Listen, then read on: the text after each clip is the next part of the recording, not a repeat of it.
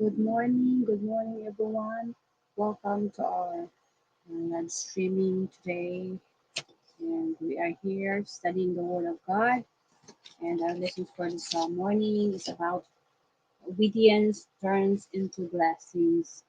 So mga kapatid, ang ating pag-aaralan na makikita natin sa Deuteronomy chapter 28, verse, verse 1 to 14. At basahin lang po natin ang ilan sa mga talatang ito, no? Sabi dito sa verse 1. And it shall come to pass, if thou shalt hearken diligently unto the voice of the Lord thy God, to observe and to do all his commandments which I command thee this day, that the Lord thy God hath set thee on high above all nations on earth. And all his blessings shall come on thee and overtake thee, if thou shalt hearken unto the voice of the Lord thy God. Ang Panginoon ang nagtest sa kanyang mga salita. So, ang pag-aralan natin is about obedience turns into blessings. Ang verse natin ay makikita mo sa Deuteronomy 28 verse 1 to 14. At ang mga key verse nito mga kapatid, makikita rin natin sa Leviticus 26 verse 3 to 13 and Deuteronomy 7:12 to 24. So, ang ating pag-aaralan ay tunay nga po mga kapatid na tayo ba ay handang sumunod sa ating mahal na Panginoon? Hmm? Tayo ba ay willing na sumunod sa Kanya? Meron tayong apat na pag-aaralan about obedience, mga kapatid. Meron mga apat na obedience dito, no? Obedience out of duty, and number two, obedience out of fear, and number three, obedience out of love, and obedience through intellect. So, ang lahat ng mga ito ay mga nandito lamang sa ipakita natin sa ating mga kapwa. So, obedience out of duty, example of this, like a soldier's case, a commander's orders out of a sense of duty. So, meron silang pagsunod sa mga nakakataas sa kanilang mga commanders. So, yun po ang ibig sabihin ng obedience out of duty.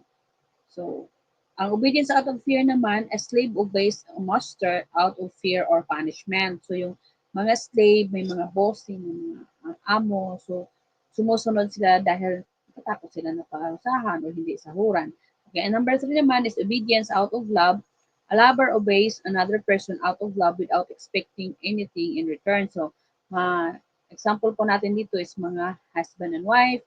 No, ang asawa sumusunod, babaeng asawa sumusunod sa kanyang lalaking asawa, no, at ang mag-boyfriend ang girlfriend ay meron silang mga sinusunod na mga rules, no? So, obedience out of love. Ginagawa mo yun dahil mahal mo yung isang tao. But in the number four, obedience through intellect. A person obeys technically but may not be willing to obey. Goodness. Ay mga kapatid, saan po ba tayo dito sa apat? No, kung ikaw ay nasa number 1, number 2, number 3, number 4. So, ikaw lang po ang higit na alam yun mga kapatid. At ang pinag-uusapan natin dito ay hindi lamang yung apat na klase na pagsunod, kundi meron tayong apat na pagsunod dito. No?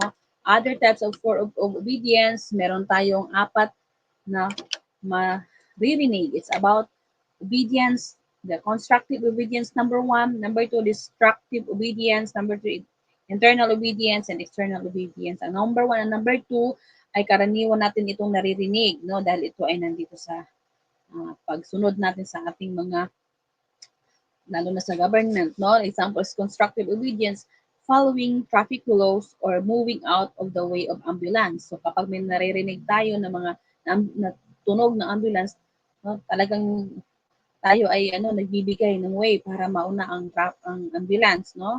So sinusunod natin yun ang tinatawag na constructive obedience. At ito naman destructive obedience, example nito ang doktor, may binibigay ng gamot sa iyo, kahit ito ay nakapagbigay sa iyo ng allergy, pero kailangan mong inumin dahil nakakabuti naman sa ibang part ng iyong katawan.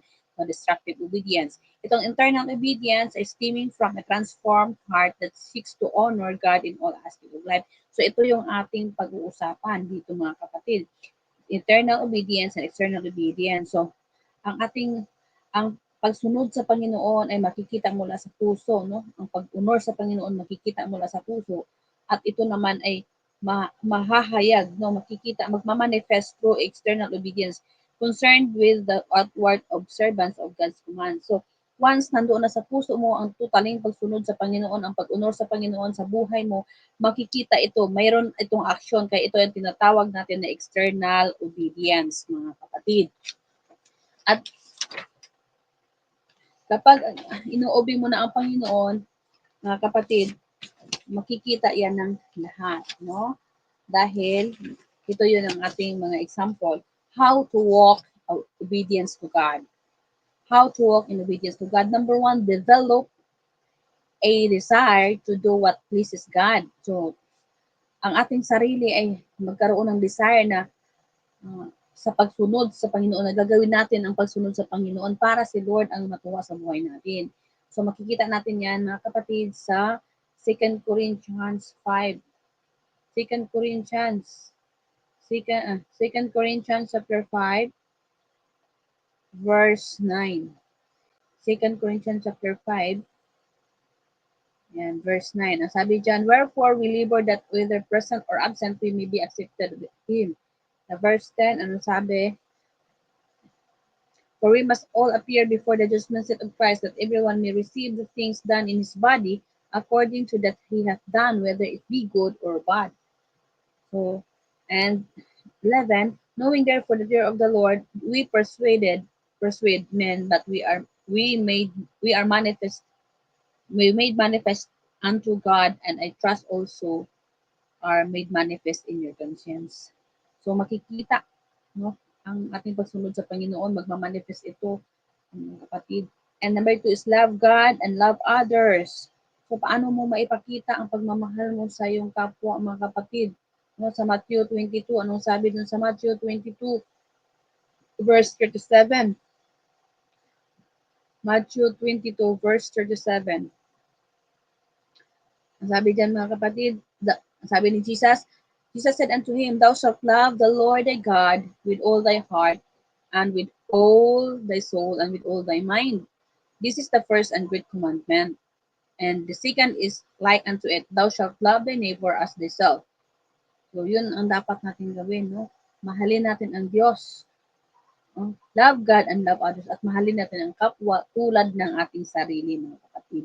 Number 3 is teach others about God. So tayo ay binigyan ng kautusan or mandate ng Panginoon na tayo ay magturo sa ating kapwa, no? Teach others about God. Sabi sa Matthew 28:19-20, go ye therefore and teach all nations. So tuturuan lang pala natin, hindi lang tao lang, isang tao lang, no? Go ye therefore and teach all nations, baptizing them in the name of the Father and of the Son and of the Holy Ghost, teaching them to observe all things whatsoever I commanded you, and lo, I am with you, even unto the end of the world. Amen. So, yung sabi ng Panginoon ay tuturuan natin, no, hindi lang isang tao, kundi sa lahat ng tao sa iba't ibang panig ng bansa, mga kapatid. So, teach others about God. So, ito ang mandate natin. Makasunod tayo sa mandate ng Lord sa buhay natin. And number 4, walk to walk, don't just talk the talk. So, kailangan natin, mga kapatid, na kung ano sinasabi natin, gagawin natin. So, number 4. Number 5, obey God in the right way. So, tayo ay sumunod sa Panginoon sa tamang pagsunod. No? We obey God rather than men. So, kahit anong sabi ng tao, kung hindi naman ito ay nakakabuti sa Diyos, ay tayo ay sumunod sa Panginoon. Obey God in the right way and have the right relationship, and obey. Number 6 is obey God no matter what. So, mga kapatid, obedience pleases God. What obedience pleases God? So, saan dito ang mga nakapagpatuwa sa Panginoon na ginagawa natin? So, obedience God loves is the obedience of faith. So, tayo ay susunod sa Panginoon dahil mahal natin si Lord. So, the true obedience to God is, as a Christian, that higher authority is God Himself. So, the Lord said na love your neighbor as yourself. Ang sabi sa John 14:15, John 14:15, mga kapatid, ang sabi sa John 14:15, if you love me, keep my commandments. So yun ang utos ng Panginoon na sundin natin siya upang siya ang maluwalhati sa ating buhay. Dahil kapag sinunod natin ang Panginoon, anong sabi dito sa Deuteronomy chapter 28? Mga kapatid, ito na yung promise ng Lord. Once na sinunod mo na si Lord, hallelujah, ito na ang promise niya. And all these things shall come unto thee and overtake thee if thou shalt hearken unto the voice of the Lord thy God. Verse 3, blessed thou shalt be in the city and blessed shalt thou be in the field. So, Tagalogin natin, magiging mapalad ka sa bayan at magiging mapalad ka sa parang. Magiging mapalad ang bunga ng iyong katawan at ang bunga ng iyong lupa at ang bunga ng iyong mga hayop, ang karagdagan sa iyong bakahan at ang mga anak ng iyong kawan. Magiging mapalad ang iyong buslo at ang iyong palayok. Magiging mapalad ka sa iyong pagpasok at magiging mapalad ka sa iyong paglabas.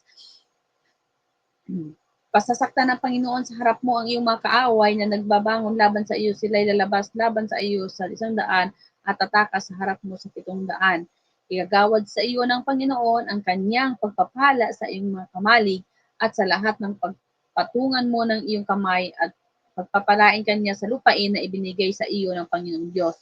At verse 9, itatag ka ng Panginoon sa isang banal na bayan sa kanya, gaya ng kanyang isinumpa sa iyo, kung iyong gaganapin ang mga utos ng Panginoon mong Diyos at talakad ka sa kanyang mga daan. At makikita ng lahat ng bayan sa lupa na ikaw ay tinawag sa pamamagitan ng pangalan ng Panginoon at siya ay matatakot sa iyo. Ikaw ay pasasaganain ng Panginoon. Amen? Ikaw at ako ay pasasaganain ng Panginoon sa verse 11 ng Deuteronomy 28:11. Ikaw ay pasasaganain ng Panginoon. Ikabubuti mo sa bunga ng iyong katawan at sa bunga ng iyong mga hayop at sa bunga ng iyong lupa, sa lupain na isinumpa ng Panginoon sa iyong mga magulang upang ibigay sa iyo. Verse 12, bubuksan ng Panginoon sa iyo ang kanyang mabuting kayamanan sa langit upang ibigay ang ulan ng iyong lupain sa kapanahunan. So itong bubuksan ng Lord ang open heaven of blessing para sa iyo. No? At ibibigay niya ang ulan. Ang ulan is masabi natin ng blessing. No, blessing ito para sa lupain mo. Ibig sabihin, kung ikaw ay may mga tanim, magkaroon ka ng maraming ani. Kung ikaw naman may negosyo, ikaw ay magkaroon ng maraming income sa negosyo o sa panahunan. At upang pagpalain ang buong gawa ng iyong kamay at ikaw ay magpapahiram sa maraming bansa at ikaw ay hindi na manghiram. So, hindi na tayo mangungutang mga kapatid at tayo ay magpapautang na. Hindi na tayo mangutang. Kaya, ang verse 14, thou shalt not go. Huwag kang lilihi sa anuman sa mga salita na aking iniutos sa inyo sa araw na ito, sa kanan o sa kaliwa upang sumunod sa ibang mga Diyos. So, warning po ito mga kapatid na hindi tayo tatalikod sa Panginoon upang ma-receive natin ang mga pagpapalang ipinagkaloob ng Panginoon sa atin. So, mga kapatid, sa pagsunod sa Panginoon, kailangan natin gawin, sumunod kahit hindi natin alam ang kasunod, sundin pa rin natin ang Diyos dahil ito ay yun ang ating dapat gawin bilang anak ng Diyos. Tayo ay sumunod sa instruction na pinapagawa ng Panginoon sa atin. Kapag nagawa natin ang pagsunod, ang kasunod po noon is blessing na mga kapatid. So, ang pagsunod ay magagawa mo lang iyon kung ikaw ay patuloy makikinig sa salita ng Diyos, hearing the word of God and acting on it. So, i-apply mo sa iyong sarili ang lahat ng iyong napakinggan at iyon ang iyong gagawin. So, at isurrender mo ang sarili mo sa Panginoon dahil siya ang may authority sa buhay mo, no? Siya ang may authority na sa mga decisions na gagawin mo sa buhay mo mga kapatid. Okay, glory to God. Shalom, shalom everyone.